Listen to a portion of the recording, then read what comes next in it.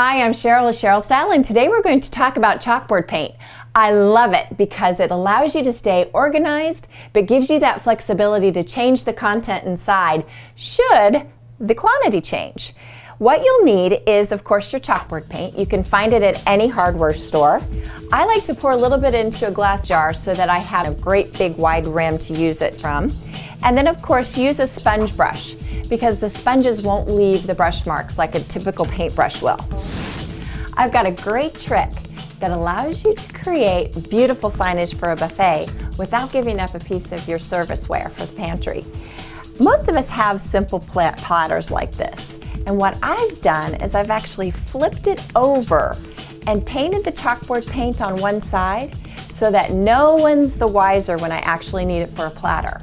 And so what I can do then is write different types of cheeses or what the menu is. It can be turned on its end and list all the ingredients in something for a recipe. This is a great way to think outside the box and to repurpose what you have.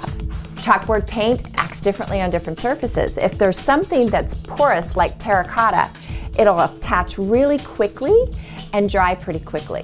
But you want to take your time when you're using glass. A great way to paint the stem for a wine tasting, let's say, is to actually dunk the glass in the paint and spin it a little bit so that there are no brush strokes.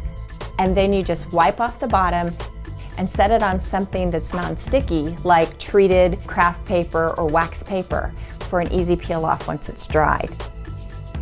So if you have people over for sports games, you can treat a glass and write something fun and playful on your glassware. If you're having a wine tasting event, you can get inexpensive stemware, dip it in the chalkboard paint and write the grape varietal on each stem.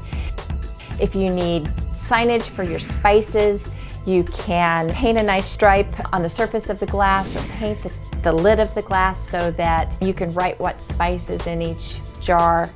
Or if you're just having fun with the terracotta pots with your basil and thyme and mint, it's a great way to sign those pots without using a little stick. I love chalkboard paint, and I can't wait for you to fall in love with it too.